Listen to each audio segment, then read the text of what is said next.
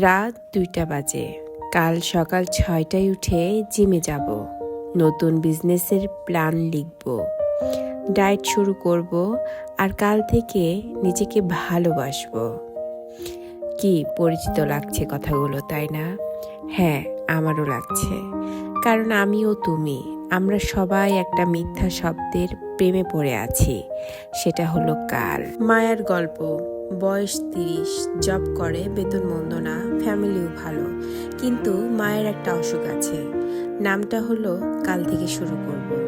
কাল থেকে ডায়েট করব, আজকে রাতে বিরিয়ানি খেয়ে নিই। কাল থেকে টাকা জমাবো, আজকে ড্রেস কিনে ফেলি। কাল থেকে বই পড়ব, আজকে সারা রাত রিলস দেখি। কাল থেকে নিজের জন্য টাইম বের করব, আর আজকে সবার কাজ করতে করতে দিন শেষ। ওর বান্ধবী সুমি বিয়ে করে হানিমুনে যায়, ওর কলিগ প্রমোশন পায়, আর মায়া শুধু ক্যালেন্ডারের পাতা উল্টায় আর বলে কাল থেকে শুরু করব। মায়া আয়নার সামনে দাঁড়িয়ে নিজেকে জিজ্ঞেস করে, আমাকে দিয়ে কি আসলেই কিছু হবে, নাকি আমি এমনই থেকে যাব? মায়া হাসপাতালের করিডোরে। তারপর একদিন সব বদলে গেল। মায়ার দাদি মারা গেল। মরার আগের দিন দাদির মায়ার হাত ধরে বলল, মায়া, তোর একটা কথা বলি। আমি সারা জীবন একটা কথা বলতাম, ছেলের বউ আসুক, তারপর রান্না শেখাবো, আমার নিজের রেসিপি খাতা লিখবো। ছেলের বউ আসলো, নাতি নাতনিও হলো, আর আমি চলে যাচ্ছি, খাতাটা সাদাই রয়ে গেল। দাদি চোখ বন্ধ করলো, আর মায়ার কানের মধ্যে শুধু একটা শব্দ বাজতে লাগলো, সাদা খাতা, সাদা খাতা, সাদা খাতা। সেই দিন মায়া প্রথমবার বুঝলো, কাল বলে আসলে কিছু নেই। কাল মানে কখনোই না। কাল মানে আমি ভয় পাচ্ছি। কাল মানে আমি নিজের স্বপ্নগুলো ধীরে ধীরে মেরে ফেলছি। পরের দিন সকাল, মায়া অ্যালার্ম বন্ধ করলো। সে উঠে আয়নার সামনে দাঁড়িয়ে নিজেকে একটা প্রমিস করলো, আর কাল না, আজ থেকে আমার ডিকশনারিতে নতুন একটি রুল, নাম ৫ মিনিটের রুল। রুলটা কি জানেন? জিমে যেতে ইচ্ছে করছে না, সমস্যা নাই, জাস্ট জুতাটা পায়ে দাও আর ৫ মিনিট হাঁটো। ৫ মিনিট পর মন চাইলে বাসায় চলে আসো। বিজনেসের প্ল্যান করতে ভয় লাগছে? ওকে, জাস্ট খাতা কলম নাও, ৫ মিনিট লেখো, ৫ মিনিট পর কলম রাখো। ডায়েট করতে পারবা না মনে হচ্ছে? আচ্ছা, জাস্ট ৫ মিনিট সবজি কাটো, বাকিটা কাল দেখা যাবে। মায়া অবাক হয়ে দেখলো, ৫ মিনিট শুরু করলে ৫০ মিনিট হয়ে যায়, কারণ শুরু করাটাই সবচেয়ে কঠিন। একবার শুরু করলে ব্রেন নিজেই বলে আরো করে ফেলো। এভাবে ১ মাস, ৩ মাস, ১ বছর। মায়া এখন আর কাল বলে না। ওর নিজের একটা ছোট্ট বুটিক্স আছে, ৫ কেজি ওজন কমাইছে। সকাল ৬টায় ওঠে আর আয়নায় নিজেকে দেখে বলে, আমি পারি।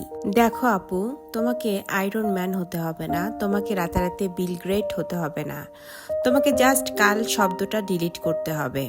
তোমার স্বপ্নটা অনেক বড়, ভয় লাগে? ওকে, ৫ মিনিট দাও, জাস্ট ৫ মিনিট। কারণ ৫ মিনিট গুণন করলে ৩৬৫ দিনের মধ্যে ১৮২৫ মিনিট হয়, যা ৩০ ঘন্টা সমান। ৩০ ঘন্টা তুমি নিজের জন্য ইনভেস্ট করলে তুমি নিজেই চিনবা না নিজেকে। মনে রেখো, দাদির সাদা খাতার মতো তোমার জীবনটাও সাদা হয়ে যাক আমি চাই না। তোমার খাতার গল্প লেখো, রং দাও, দাগ দাও, ভুল করো, এবং খালি রেখো না, কারণ কাল কখনো আসে না, আজই সব।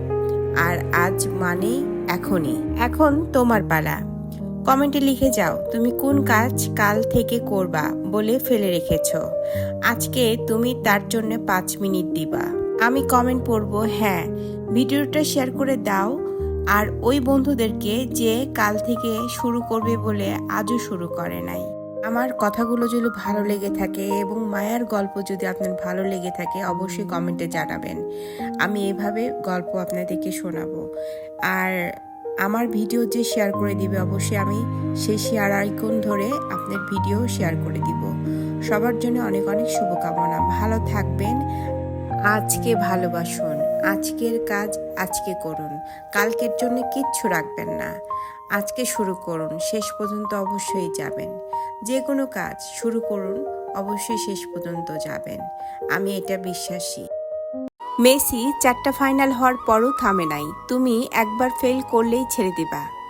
কাল থেকে শুরু করব, কাল থেকে পড়ব, কাল থেকে ডায়েট। এই কালের জন্যেই আজগুলো নষ্ট হয়ে যাচ্ছে। আর্জেন্টিনা 36 বছর পর বিশ্বকাপ জিতেছে। কেন? ওরা বিশ্বাস করেছে এখনই। হারলেও মাঠ ছাড়ে নাই। তোমার 5 মিনিট রুলস লাগবে। জাস্ট 5 মিনিট শুরু করো, 5 মিনিট পর 5 মিনিট কাজ করো, 5 মিনিট দৌড়াও। শুরু করলে ব্রেন অটো বাকিটা করে দিবে। তাই আজ থেকে আর কাল না, আজ এখনই। কমেন্টে লেখো আজ থেকে শুরু, দেখি কে কে রেডি। আমি তো রেডি, আপনি? বাস্তব সত্যি কথা এটাই, মানুষ প্রশংসা করে লোভে, নিন্দা করে ক্ষোভে, সমালোচনা করে হিংসায়, আর খাতির করে ধান্দায়, সম্মান করে স্বার্থে, আর মূল্যায়ন করে অর্থে। আর আপনার অর্থ যদি না থাকে, দেখবেন কেউ আপনাকে মূল্যায়ন করছে না। এই বাস্তবতাটা মানতে হবে সবাইকে। কেউ কারো প্রশংসা যদি করে লোভে পড়ে করে, নিন্দা যদি করে ক্ষোভে করে, সমালোচনা হয় হিংসার কারণে, আর খাতির করে ধান্দায় কোনো কিছু করার জন্যে, সম্মান করে স্বার্থে, আর মূল্যায়ন করে অর্থে। অর্থ যদি থাকে আপনার, সব জায়গাতে দাম, পৃথিবীতে সব জায়গাতে প্রতিটা মানুষের কাছে আপনার মূল্যায়ন থাকবে। অর্থটা এত ভ্যালুয়েবল। কথাগুলো মিলিয়ে দেখবেন। আমি একা একা অনেক কিছু ছেড়ে দিয়েছি জীবনে। প্রিয় মানুষ, অপূর্ণ স্বপ্ন, এমনকি নিজের প্রিয় শখগুলো। হাসিটাকে বিদায় দিয়েছি বহু আগে। অভিমান জমিয়ে রাখা অভ্যাসটাও হারিয়ে গেছে। এখন আয়নার সামনে দাঁড়ালে নিজেকে খুব অচেনা লাগে। যেমন শরতের শেষে গাছ নিঃশব্দে সব পাতা ছড়িয়ে ফেলে, তেমনি আমিও ধীরে ধীরে নিজের ভিতর থেকে ফুরিয়ে যাচ্ছি। হয়তো মানুষ একদিন এভাবেই বেঁচে থাকতে থাকতে নিজেকে ছেড়ে দিতে শিখে যায়। আমি একা একা অনেক কিছু ছেড়ে দিয়েছি জীবনে। এভাবেই দিন চলে যায়, সময় চলে যায়, জীবন চলে যায়। একটা সকাল হঠাৎ শুরু হয়, আর চোখের পলকে সন্ধ্যা নেমে আসে। মাঝখানে কত কাজ, কত কথা, কত দৌড়, সবই শেষমেশ একই নীরবতায় মিশে যায়। মানুষ ভাবে সময় অনেক আছে হাতে, কিন্তু দিনগুলো ধীরে ধীরে ফুরিয়ে যায়। যে কাজটা পরে করব বলে ফেলে রাখি, সেই পরেটা আর কখনোই আসে না। একটা মুহূর্তেই বদলে যায় সব হিসাব। জীবন তখন শুধু ফুরানোর একটি গল্প। সময় চলে যায়, দিন চলে যায়, সব কিছুই চলে যায়, আমরাও একদিন চলে যাব।